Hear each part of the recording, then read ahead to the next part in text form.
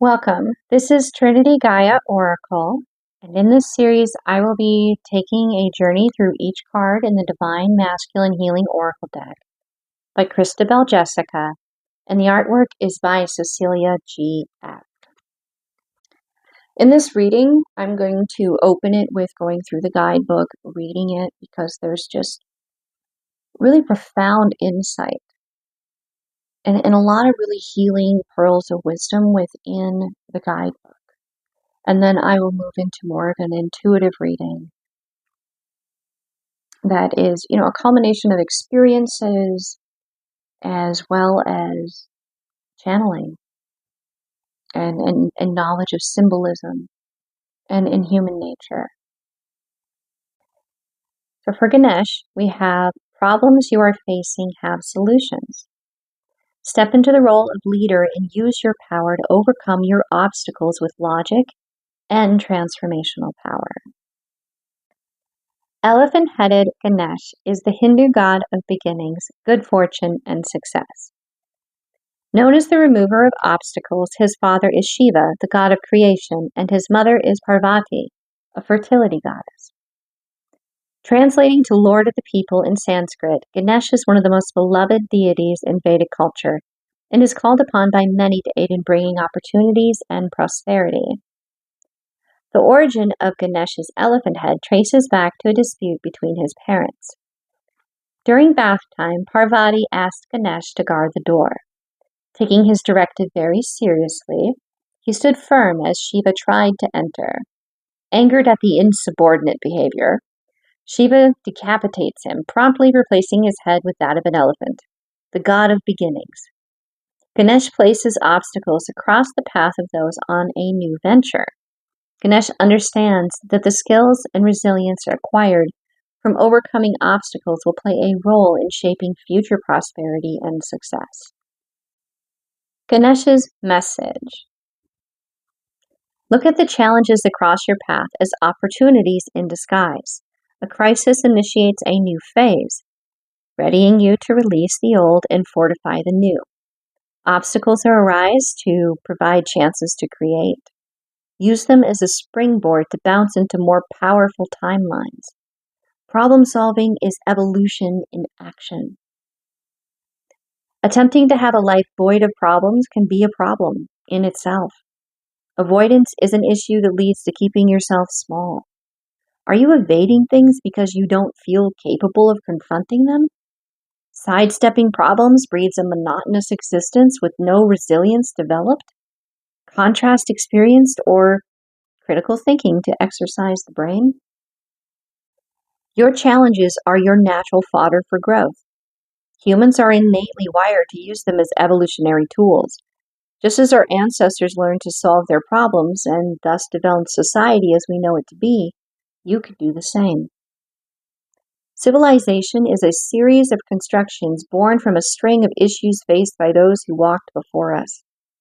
The advancement of our biological evolution, inventions, and technology all derived from problems solved. Houses were created from the issues associated with no shelter. Heating, cooking, clothing, medical and technological advancements all resulted from a need. We now reap the advantages of the solutions born from the past and continue to use those past inventions as launch pads for future growth. It's not about being compliant with the negative in your life, but embracing the undesirable to utilize in elevating your circumstances. This is the difference between letting life happen to you and mastering your ability to manipulate energy as the magician archetype in the tarot. I love that she pointed that out. Right there, I love that. No matter which route you opt to take, there will be a unique set of complications presented to you to overcome.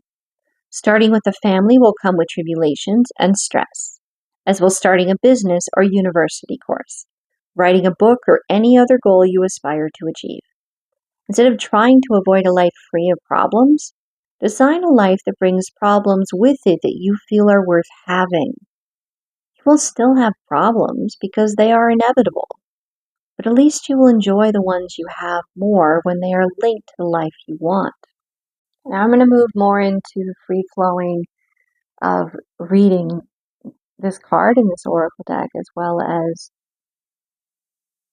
doing some channeling and looking into the symbolism, just seeing what's here for us today.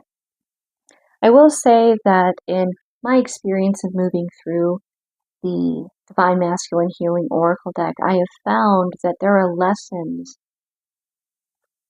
within each of these cards, and they're in an order that there's a flow to it. And you're going to find, at least I did, that at times you're a little bit triggered by points that come out, like the concept of, well, if you want to end up as, say, like a CEO, you're not necessarily going to be ready for that and be able to really be effective and maintain it and like take it even further if you haven't mastered, certain aspects that are pretty much required to be effective as a CEO. And this is an example. So what the role would be for Ganesh would be, all right, well, you need to be able to master this, and you need to be able to master this, or you need to learn this lesson. You need to understand how to delegate. That may be a challenge for you. To not have your actual hands on every decision and every stage of the process, that may be a challenge for you. Well, you're going to be given some situations then, where you're going to be actually having to work with delegating and working through becoming comfortable and confident in delegating. And until you do actually have that skill and feel confident in that skill and your ability to be very competent and effective and efficient with it, as a CEO, you won't be successful until you do. So those challenges will be placed before you to refine your understanding and relationship to that particular area that is required for the masterpiece end result that you desire to live in your life, that highest timeline experience. So every challenge, it is an opportunity to refine those inner awarenesses within self, to be able to bring that awareness outside of yourself in a very effective manner to facilitate optimal success, to achieve that higher timeline. Now, this is very surface. I mean, this could go really deep. This could be very, very triggering, because it's like, so you mean to tell me that, like, divine, like, made this stuff happen to benefit me later? Really? How does that make sense? And why should that be okay? You know what? I've been there. In fact, I probably am there sometimes, even now. Because, yeah, some things happen to us in our lives that are very not okay. They're wrong. And at times, we could even label them evil. And I don't use that word lightly, because there's a cruelty to it that enjoys it. And that is evil. And it gives me the willies to even speak of it. But I'm letting you know, I'm not ignoring that. And neither is Source, neither is Divine, neither is this guidance here. Because if I know that's part of it, and you know that's part of it, how could you relate to somebody else? How could you relate to anybody else if you never experienced that to be truth? If that contrast was not present, you wouldn't be able to relate to somebody else next to you who's known it. And I mean relate. You're not going to be able to say, I know exactly how you feel. Well, do you? You're not them. All you can say is, man, I understand to the best of my ability, because I've been in some pretty messed up things myself, and I have empathy and compassion for you, because right now I see myself in you. That right there is bridging the gap between you and possibly a stranger. And in that bridging of that gap, Maybe they're soul tribe. Maybe you have a soul agreement with them. Maybe you're meant to be best friends. Maybe you're only meant to meet for that brief moment and have a very raw, honest, authentic conversation and never see each other or talk to each other ever again. But you know, in that encounter, you changed each other's lives. Maybe you got validation, awareness that your life and what's happened has been able to positively create change for somebody else, and nothing more in allowing them to not feel alone. But you made the choice to heal. You made the choice to not let it own you. And that is how it inspires them. That is how it could heal them. Because you made the choice to overcome and heal. They know because you succeeded that they can too. So all those obstacles could be removed. And we're gonna stay with this example where it's just like two ships passing in the night. Like you're never gonna meet each other, encounter each other again. Someone who's in their life could not reach them the same because they have the background story and the bias and the connections and the loyalties and they have the baggage. We'll just call it the baggage. They have the baggage. But you being a stranger, you don't have that.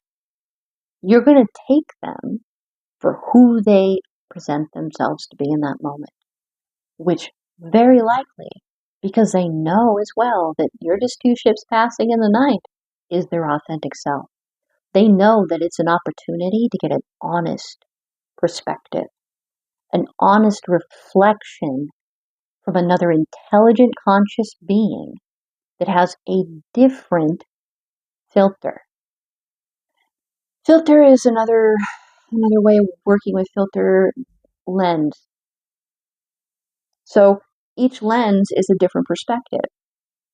Say you had a good experience with your mother growing up. Well, say somebody else didn't. And you have a conversation about something to do with women or nurturing feminine figures or a decision, something around that. You're going to have a different perspective. And that one lens could be where you're different. So you're going to get that opposite perspective. But you may have both had great experiences with your dads.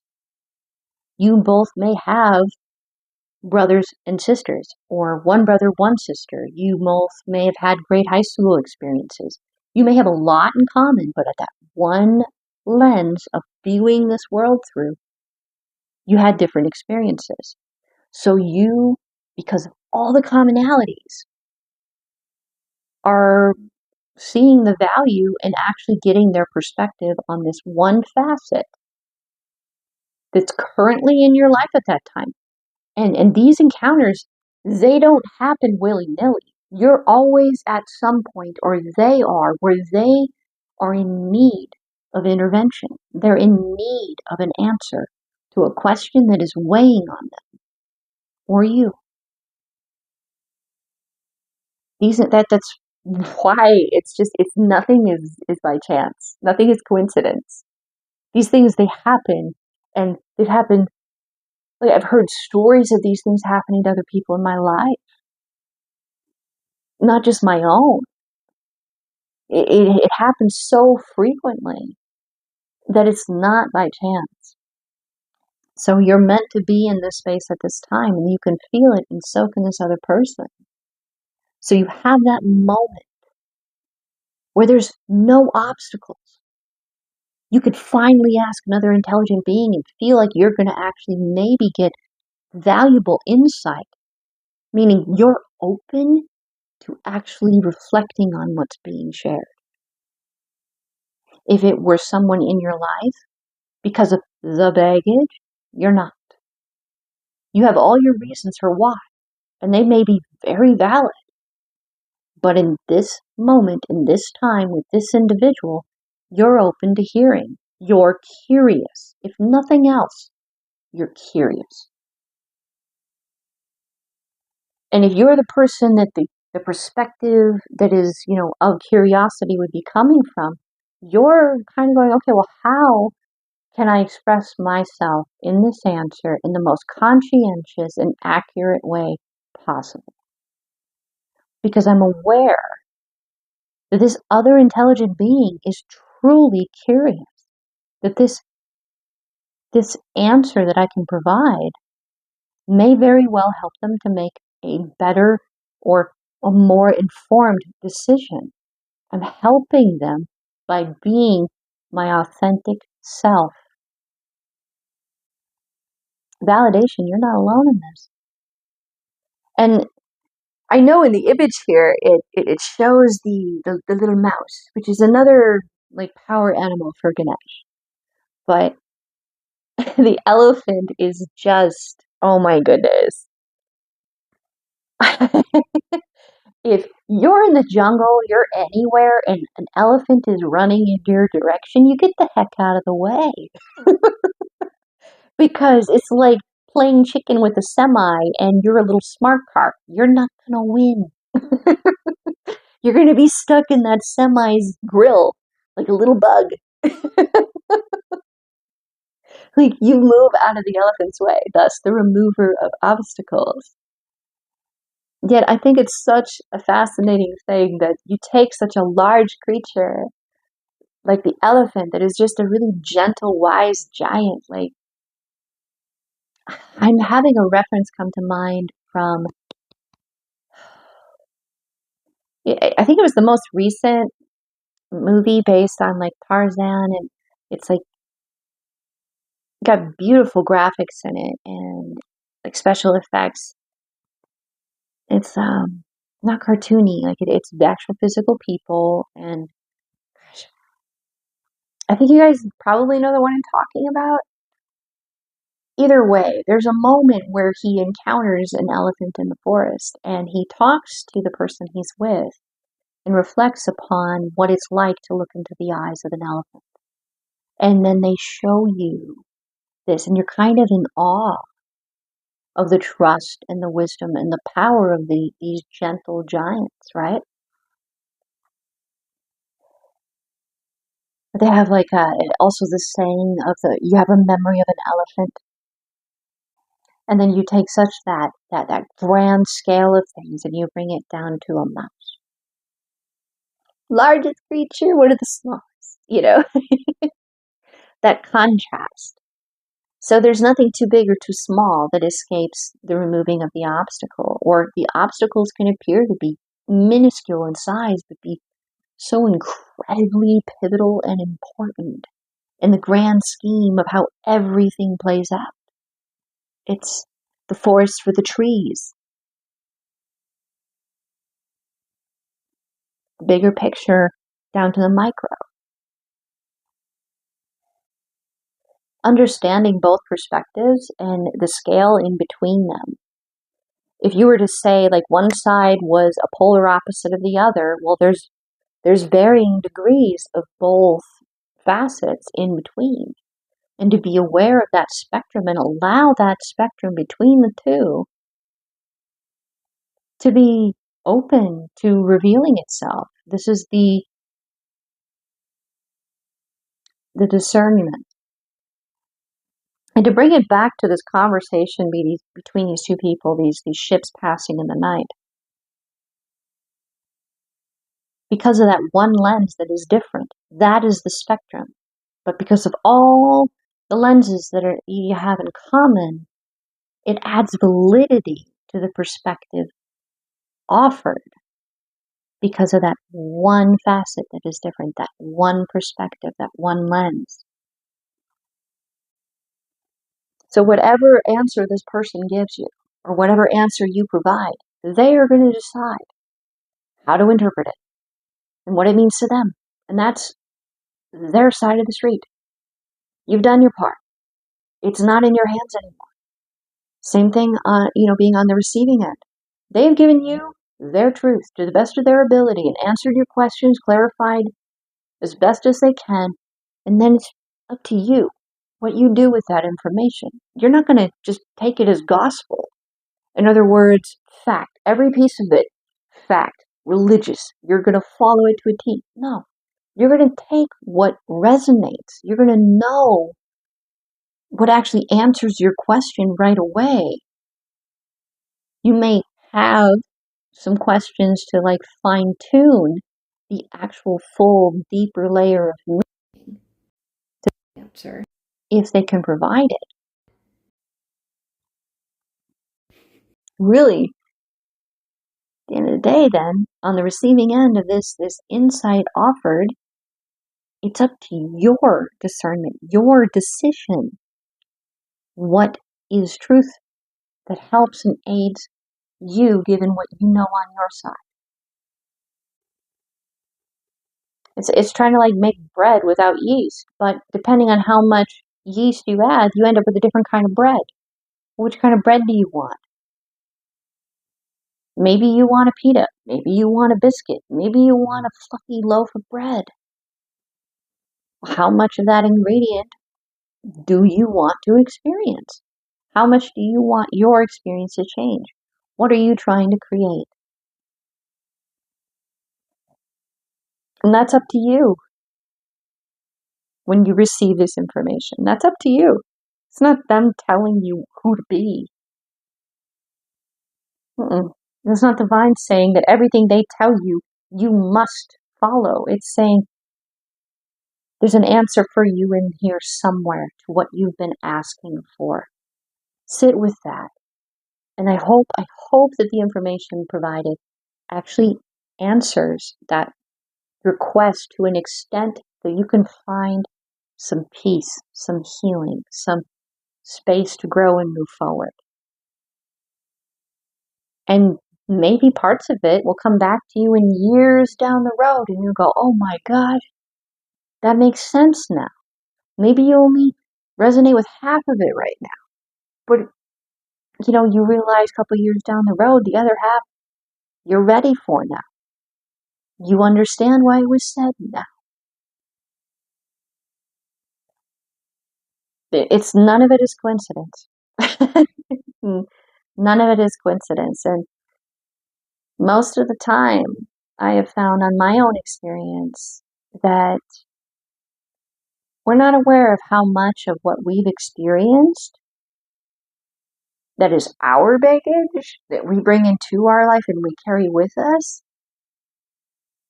We don't know what to do if it's not there.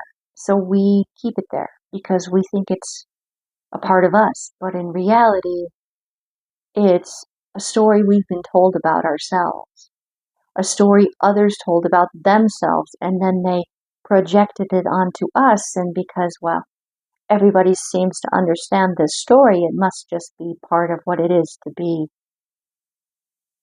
human, to belong to society, to be a part of a family unit, like whatever that may be. But it's baggage. It's a narrative you agree to. And you can decide if you want to continue to agree to it, or you can decide to change that if you want to. But a lot of times, what's being really said here is we are our own obstacles. It's helping us to realize that, and then to be able to own the removing of that obstacle, should we decide that we want to. Helping us to get to a point where we actually know that we're free. We don't have that obstacle there anymore because we just don't relate to it anymore. So it's not there. We're not creating it anymore. That's a part of our story in our life, yes, but it's not coming into our future. And that's not undermining how that narrative, how that story got there. It's empowering yourself in that moment to bring it to your everyday experience into your future, or not to, or alter it, change it, adapt it. It's all up to really you if you're willing to sit with it, look at it, hear it, understand it. And two ships passing in the night, or someone you love and care for and you trust, however this may come about, there is so much love and healing in these interactions, because you have the opportunity then to love yourself more and deeper and more authentically own your creative power in this world, your sovereignty. That's really where that elephant is running off to. Sovereignty. The awareness of none of these obstacles need to be here because I'm removing them. Maybe you end up with maybe the obstacle isn't removed, it just has an elephant shaped hole in it. Maybe it's still there, but there's space for an elephant sized critter to get through. I've got like this cartoon image in my head right now, and I'm kind of giggling at it. Oh boy, and I just heard, like Dumbo, like even elephants can fly. Ugh. That's probably a synchronicity for somebody, but I don't think elephants can fly by flapping their ears, regardless. Okay, I think that's pretty much where Source Divine would like me to leave it right now. So thank you very much for watching, for still being here, for listening. And, I want you to take a moment and reflect on the concept that you actually, your presence here, co-created this reading. This was, a form of shifts passing in the night. And you'll take what resonates and leave behind what doesn't. As it should be. It's your discernment. It's your choice. It's your life. And by owning this participation in this, you are creating a ripple effect outward. Because others will have the opportunity then, the more likely opportunity then, to encounter this ships passing in the night kind of an encounter by this video being available to them when they happen to have a question. And there may be a perfect answer in here for them. And you can own that you contributed to that. So thank you. Thank you for co-creating this change with me. Making that ships in the night interaction more available to the people that are in need of it, when they're in need of it. So the divine, the love within me honors the divine, sees the divine and the love within you. Namaste.